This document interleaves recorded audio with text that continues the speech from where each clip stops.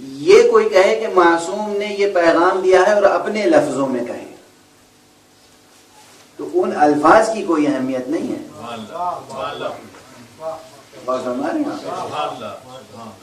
لفظ معصوم پر جب یقین حاصل ہو جائے کہ معصوم نے یہ لفظ ارشاد فرمایا، وہ ہے دلیل حکم.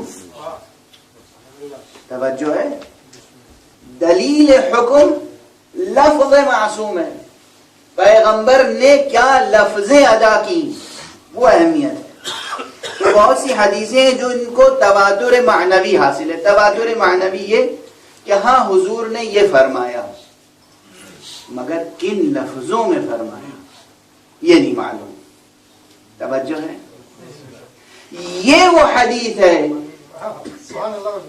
جو انہی لفظوں کے ساتھ نقل ہوئی ہے. کیا الفاظ ہیں؟ من کنت مولا فہذا علی مولا. آپ سب کو یاد ہے. بحمد اللہ، ہمیں اس پہ کوئی شرمندگی نہیں ہے، کوئی معذرت کرنے کی ضرورت نہیں ہے. ہمیں جس طریقے سے کلمہ لا الہ الا اللہ یاد ہے،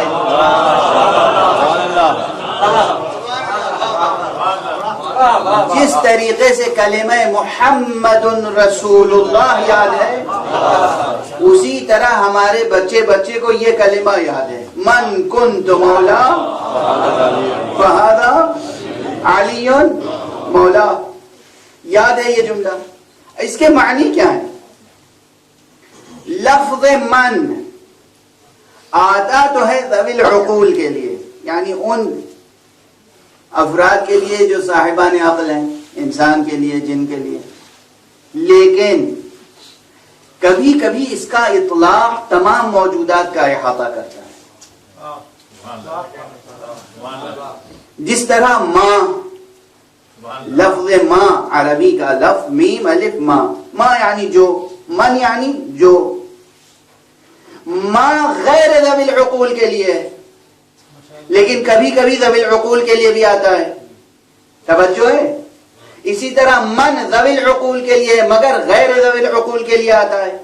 جب پیغمبر فرما رہے ہیں من کنت مولا، میں جس کا مولا ہوں، تو مسئلہ صرف انسانوں تک محدود نہیں رہے گا.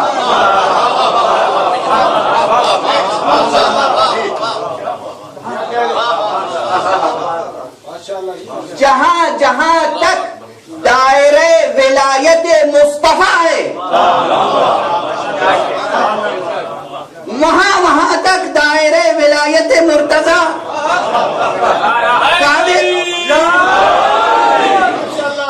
توجہ ہے. اس میں کسی بہت گہری منطق کی ضرورت تو نہیں ہے، کسی فلسفے عرفان کی ضرورت نہیں ہے. سادہ گرامر اگر کسی کو معلوم ہے، زبان اگر کوئی سمجھتا ہے، تو حضور کیا فرما رہے ہیں؟ من کنت مولا، میں جس کا مولا ہوں. جہاں تک پیغمبر کی ولایت عام ہے. اب پیغمبر کی ولایت کہاں تک عام ہے؟ اسے یا مسلمان بتائیں یا قرآن مجید سے دریافت کریں. تاریخ گواہ ہے کہ پیغمبر کا دائرہ ولایت کہاں تک ہے. پیغمبر اگر درخت کو اشارہ، ولایت کے معنی کیا ہے؟ یہاں پر ٹھہر کے سنیے گا اور آپ اپنے اپنے دلوں کا جائزہ بھی لیجیے. یہیں فضائل بھی ہے اور یہیں درس بھی ہے. ولایت میں داخل ہونے کے معنی کیا ہوتے ہیں؟ کیا معنی؟ داخل ہونے کے معنی کیا ہے؟ ہم ولایت امیر المومنین میں داخل ہیں. دعویٰ ہے. دلیل کیا ہے؟ صرف ایک دلیل ہے. نعرہ کبھی دلیل نہیں ہوتا عزیزان گرامی. دعویٰ کبھی دلیل نہیں ہوتا. دعویٰ ہوتا ہے، نعرہ ہوتا ہے. دعویٰ بھی محتاج دلیل ہے، نعرہ بھی محتاج ثبوت ہے. عمل وہ ہوتا ہے کہ جو نہ دعوے کی ضرورت ہے نہ نعرے کی ضرورت ہے. کسی کی ولایت میں داخل ہونے کے معنی ہے اس کی اطاعت. داخل ہونے کے معنی ہے اطاعت. ولایت قبول کرنے کے معنی کیا ہیں؟ اللہ کی توحید قبول کرتے ہیں، آپ کہتے ہیں لا الہ الا اللہ، اس کے بعد مجال ہے کہ آپ کسی بت کے سامنے جا کے سجدہ کریں؟ نہیں ممکن ہے نا. ادھر آپ نے سجدہ کیا، ادھر وہ لا الہ الا اللہ کی ولایت سے آپ خارج ہو گئے. ادھر سجدہ کیا غیر خدا کو، ادھر لا الہ الا اللہ کی ولایت سے خارج. ادھر کسی غیر محمد کو نبی مانا، ادھر محمد رسول اللہ کی ولایت سے خارج. اور یہاں لطف یہ ہے کہ اگر محمد رسول اللہ کی ولایت سے خارج ہوئے تو لا الہ الا اللہ کی ولایت سے بھی خود بخود خارج.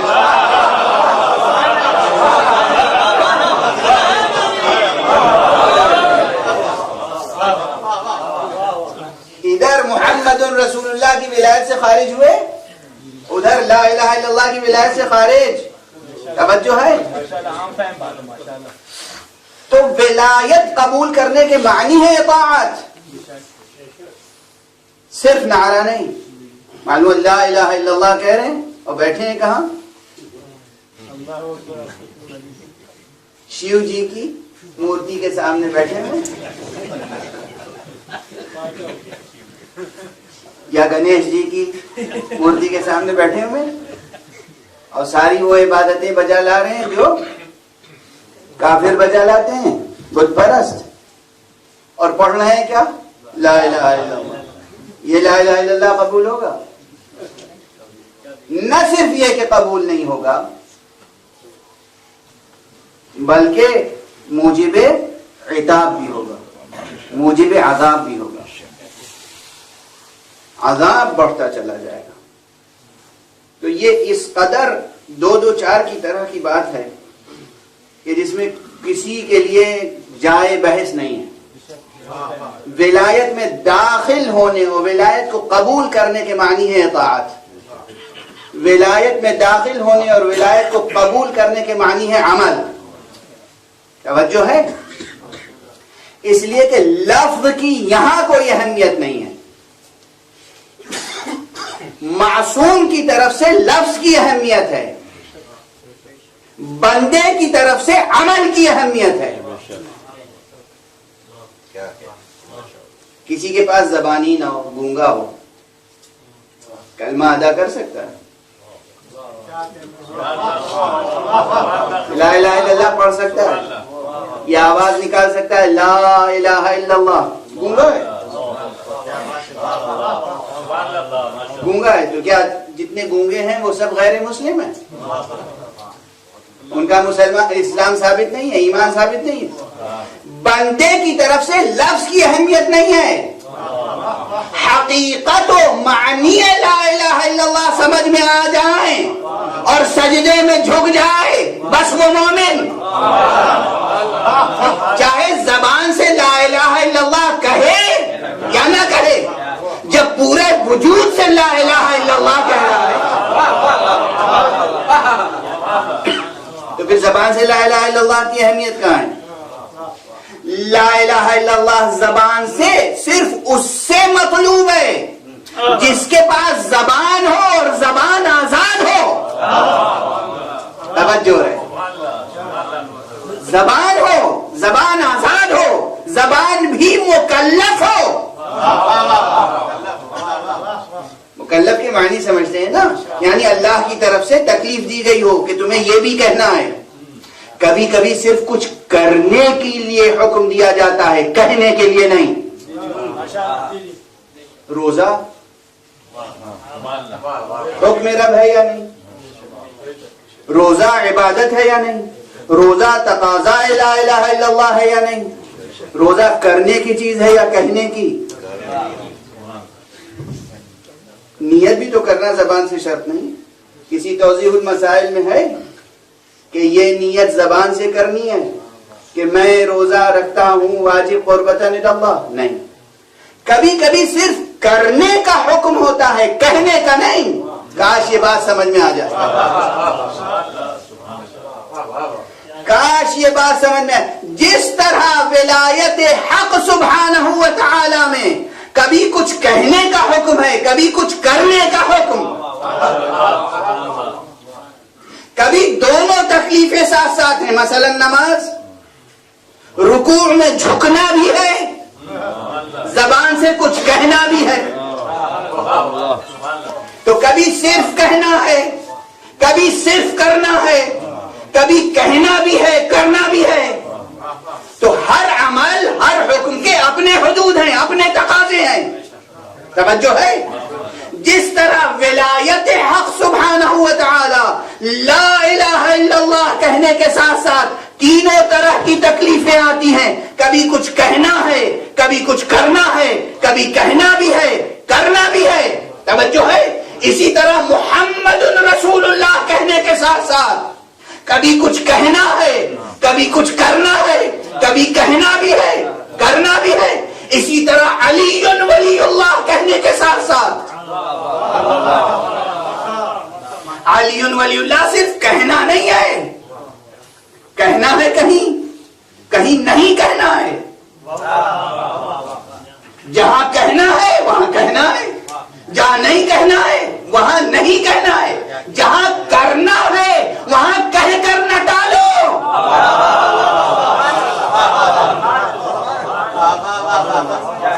جہاں کرنے کا تقاضا ہے وہاں کچھ کر کے دکھاؤ. جہاں کرنے کا حکم ہے وہاں کچھ عمل سامنے آنا چاہیے. بہرحال خلاصہ اس بحث کا یہ ہے کہ ولایت کو قبول کرنے اور ولایت کے داخل ہونے کی پہچان صرف ایک ہے، وہ ہے اطاعت، عمل. پیغمبر کی ولایت کا دائرہ کہاں کہاں تک ہے؟ درخت کو اشارہ کیا، آ گیا. اور صرف یہی نہیں کہ آ گیا، یہ روایت کسی اور نے نہیں نقل کی ہے. امیر المؤمنین علی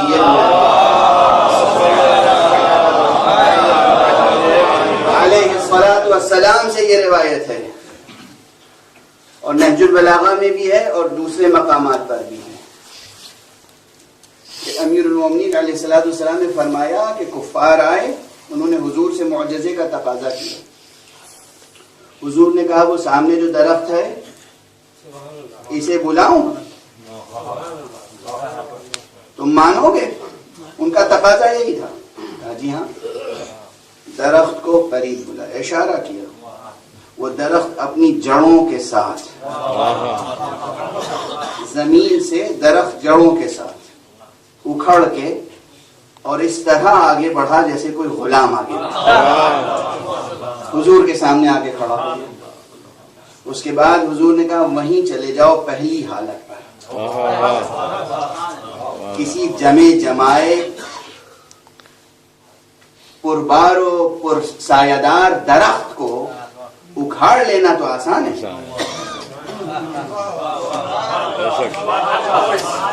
لیکن پھر اسی طرح پہلی شکل و صورت پہ پہنچ جاؤ. درخت پھر اپنی جگہ واپس آیا. توجہ ہے؟ اور جیسے تھا پہلی شکل میں اسی شکل میں قائم ہو گیا. یہ ہے دائرہ ولایت میں اطاعت کی شان ایک درخت کی. توجہ ہے؟ حضور نے چاند کو اشارہ کیا، دو ٹکڑے ہو گیا. یہ ہے چاند کی شان اطاعت ولایت مصطفیٰ میں. حضور نے سورج کو اشارہ کیا اور سورج پلٹ آیا. یہ ہے سورج کی شان اطاعت ولایت مصطفیٰ میں. اب مصطفیٰ کو سنو، کہتے من کنت مولا،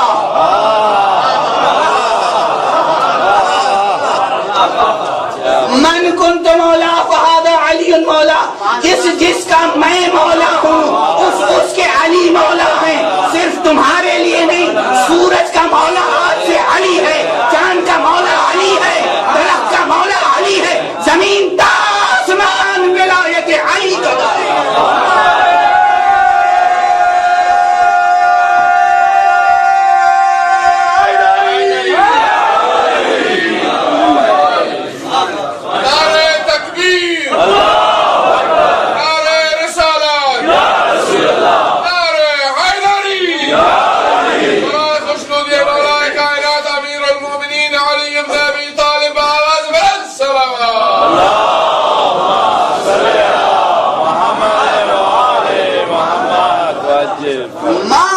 اللہ جو کچھ ہے،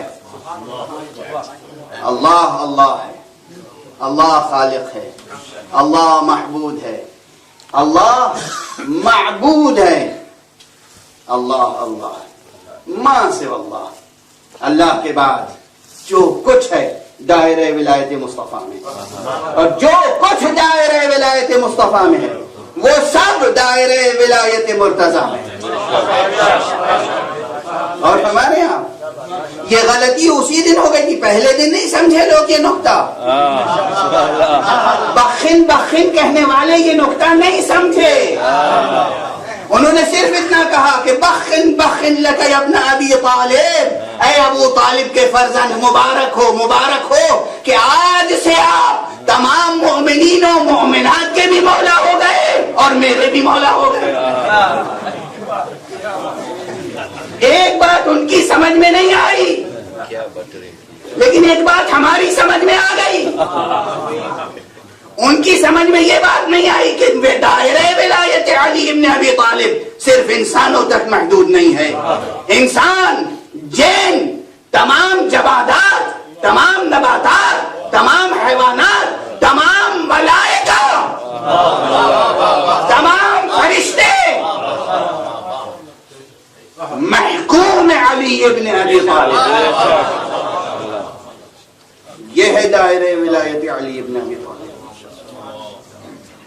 یہ کوئی مبالغہ نہیں ہے، یہ کوئی شاعری نہیں ہے، یہ نص قول پیغمبر ہے صلی اللہ علیہ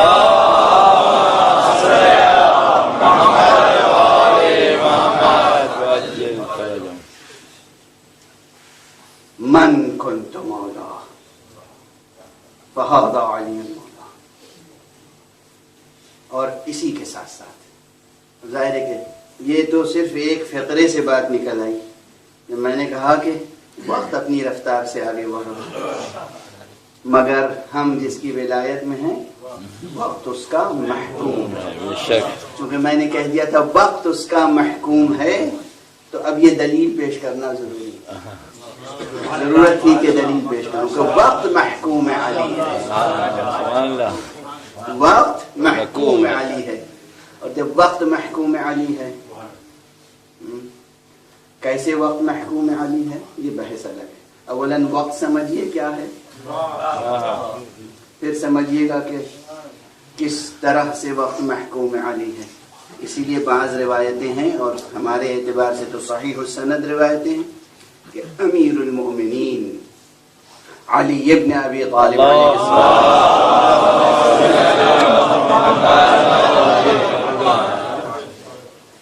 کے لیے 2 مرتبہ سورج پلٹا ہے،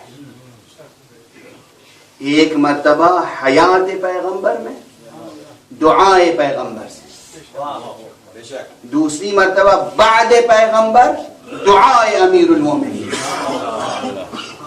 اور یہ دوسری مرتبہ سورج کا پلٹانا اس لیے ضروری تھا تاکہ یہ ثبوت فراہم ہو جائے کہ من کنت مولا فہذا علی مولا، دلیل قائم ہو جائے کہ اگر پیغمبر کی دعا سے سورج پلٹا تھا تو علی کی دعا سے بھی سورج پلٹا۔